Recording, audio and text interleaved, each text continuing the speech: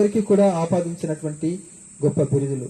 మొట్టమొదటిది ఏంటంటే ఆమె సర్వేశ్వరుని యొక్క మాత. ఆమె సర్వేశ్వరుని యొక్క మాత.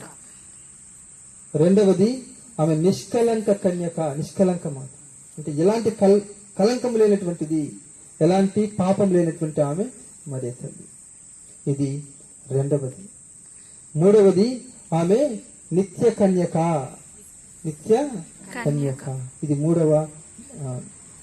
నాలుగవది ఆమె మోక్షారాజ్ఞి అనేటువంటి.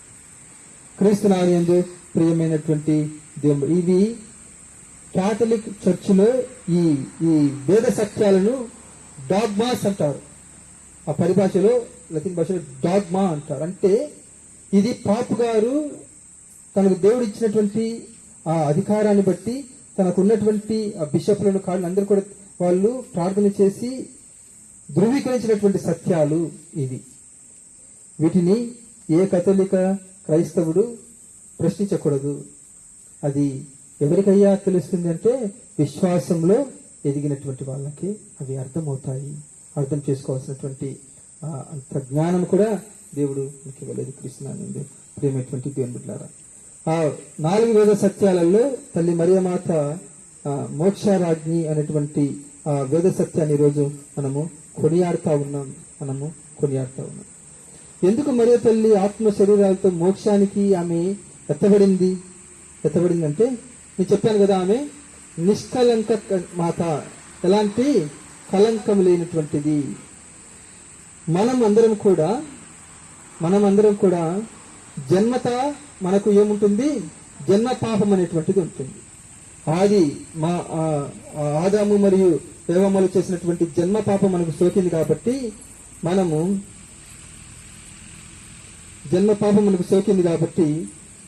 మనము జ్ఞాన స్నానము ద్వారా ఆ జన్మ పాపాన్ని మనకు తొలగించవేయబడుతుంది. మరియ తల్లికి జన్మ పాపం అనేటువంటిది ఉందా? ఆమెకు జన్మ పాపం అనేటువంటిది లేదు. ఎందుకు లేదు? పుట్టినటువంటి ప్రతి ఒక్కరికి కూడా జన్మ పాపం ఉండాలి కదా. ఆమె కూడా మనిషే కదా. ఎందుకు, ఎలా, ఏ విధంగా ఆమెకు జన్మ పాపం లేదు?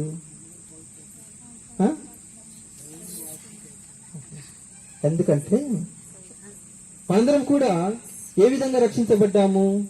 యేసుక్రీస్తు ప్రభు యొక్క శ్రమలు, మరణం, ఉత్థానం ద్వారా మనం అందరం కూడా రక్షింపబడ్డాము కదా. ఆ యొక్క రక్షణ ఫలాల ద్వారానే మనము జ్ఞానస్నానంలో మనమందరం కూడా శుద్ధీకరించబడి మనము జన్మపాపం తొలగించుకుంటున్నాం. అంటే యేసుక్రీస్తు ప్రభువు యేసుక్రీస్తు ప్రభు యొక్క శిలువ మరణం ద్వారా మనము జరిగినటువంటి, అది ఎప్పుడో జరిగిపోయింది కదా. యేసుక్రీస్తు ప్రభు ఎప్పుడో చనిపోయినారు. ఆ రక్షణ ఫలాలన్నీ కూడా ఇప్పుడు మనము పొందుకొని మనము శుద్ధులవుతా ఉన్నాం. ఇది బాగా గుర్తుపెట్టుకోండి. కానీ మరియమ్మ విషయంలో యేసుక్రీస్తు ప్రభువు పుట్టక ముందే ఆ రక్షణ ఫలాలను ఆమె పొందుకునింది. యేసుక్రీస్తు ప్రభువు శిలువ మరణము, శ్రమలు, ఉత్థానం అవన్నీ కూడా జరగక ముందే ఆ తల్లికి దేవుడు ఆ రక్షణ ఫలాలను అనేటువంటివి తన తల్లి అయినటువంటి అన్నమ్మ గర్భంలో ఉండంగానే ఆమెకు ఇచ్చాడనమాట. అందుకనే ఆమె జన్మతః ఎలాంటి కలంకము లేకుండా జన్మించింది. ఆ తల్లి రక్షణ ఫలాలను తన కుమారుడు ఆమె జన్మించక మునిపే తన గర్భాన జన్మించబోయేటువంటి యేసుక్రీస్తు ప్రభు యొక్క రక్షణ ఫలాలను ఆమె ముందుగానే పొందుకుంది. క్రీస్తునాయందు ప్రేమైనటువంటి దేవుని బిడ్డలారా, ఎందుకు అలా పొందుకుంది అనేటువంటి దాని గురించి కూడా ఒక చిన్న మాట చెప్తాను. ఆదికాండము 3వ అధ్యాయము 15-16 వచనాలలో ఆది మానవుడైన ఆదామైనటువంటి ఆదాము మరి ఏవమ్మలు పాపం చేసినప్పుడు దేవుడు వారిని శపిస్తాడు. శపించినప్పుడు అలా శపిస్తూ అక్కడ ఉన్నటువంటి సర్పాన్ని, సైతానును శపిస్తూ ఒక మాట అంటాడు.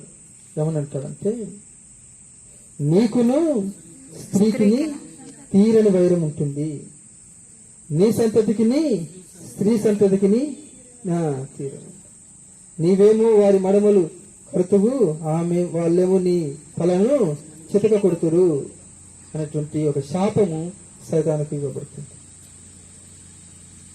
నీ సంతతికి, నీ అంటే సైతాను, నీ సంతతికి, స్త్రీ సంతతికి అంటే స్త్రీ ఎవరు అక్కడ? మరియమాత. మరియమాత సంతతి అయినటువంటి ఎవరు? యేసయ్యకు తీరైనటువంటి వైరం ఇప్పుడు కూడా ఉంటుంది అనేటువంటి ఒక మాట ఆ తల్లి గురించి ఆది కాండంలోనే చెప్తారు. ఫాదర్ గారు అలా స్త్రీ అంటే మరియమాతని మీరు ఎట్లా చెప్తారు అని అనొచ్చు మీరు. యోహాను సువార్తలో కానాను పెళ్లిలో అక్కడ ఉన్నటువంటి ఆ ద్రాక్షరసం కొరవడినప్పుడు మరియ తల్లి వెళ్ళి అక్కడ తన కుమారునితో ఒక మాట అంటుంది. ఏమని? ఇక్కడ ద్రాక్షరసం కొరవడింది. ఏమంటుంది? ద్రాక్షరసము కొరవడింది అన్నప్పుడు ఆయన ఏమంటాడు? స్త్రీ అది నీకేమి నాకేమి. ప్రపంచంలో ఏ కుమారుడైనా తన తల్లిని స్త్రీ అని పిలుస్తాడా? అమ్మ లేదా మమ్మీ పిలుస్తాడు. కానీ ఎందుకు యేసుక్రీస్తు ప్రభు అక్కడ మరియ తల్లిని స్త్రీ అని సంబోధిస్తా ఉన్నాడు? ఇదిగో ఇదిగో ఈమె నా తల్లి అయినటువంటి ఈమె.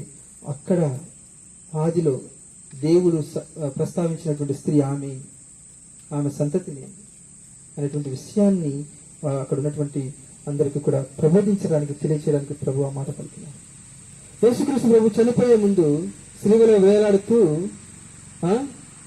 చివరి మాట ఆయన పలికే ముందు తన తల్లితో ఒక మాట అంటాడు. ఏమంటే యోహానుతో ఇదిగో నీ తల్లి అంటాడు. అప్పుడు ఆమెతో ఏమంటాడు? స్త్రీ ఇదిగో నీ కుమారుడు. తల్లి ఇప్పుడు ఇదిగో నీ తల్లి అన్నప్పుడు తల్లి ఇదిగో నీ కుమారుడు అనొచ్చు కదా. ఎందుకు ప్రభు తన తల్లిని స్త్రీగా సంబోధిస్తున్నాడు? ప్రియమిత్రులు, ఇవన్నీ కూడా వేదాంతపరమైనటువంటి అంశాలు. అందుకని ఆమె జన్మించక పూర్వమే ఆదిలోనే దేవుని యొక్క మదిలో ఉన్నటువంటి ఒక స్త్రీ. అందుకని ఆమె నిష్కలంకంగా ఆమె జన్మించింది. పాపం లేకుండా ఆమె జన్మించింది. యేసుక్రీస్తు ప్రభువును 9 మాసాలు దైవాన్ని గర్భాన మోసింది. అందుకని ఆమెను ఏమంటారు? వాగ్దత మందసమా అంటారు. మందసంలో ఎవరుంటారు? దేవుని యొక్క శరీర రక్తాలు అంటారు. తల్లి మరియమ్మను ఏమంటారు? వాగ్దత మందసమా మా కొరకు వెలుగు. ఎందుకంటారు మందసమని? ప్రభువు ఆమె గర్భంలో 9 మాసాలు ఉన్నాడు, శరీర రక్తాలు ఉన్నాయి. అలా యేసుక్రీస్తు ప్రభువు నివసించినటువంటి ఆ గర్భాన్ని దేవుడు ఎప్పుడు కూడా భూ గర్భంలో ఆయన నాశనం కావడానికి ఆయనకి ఇష్టం ఉండదు. అందుకని పవిత్రమైనటువంటి ఆమె శరీరాన్ని ఆయన ఆత్మ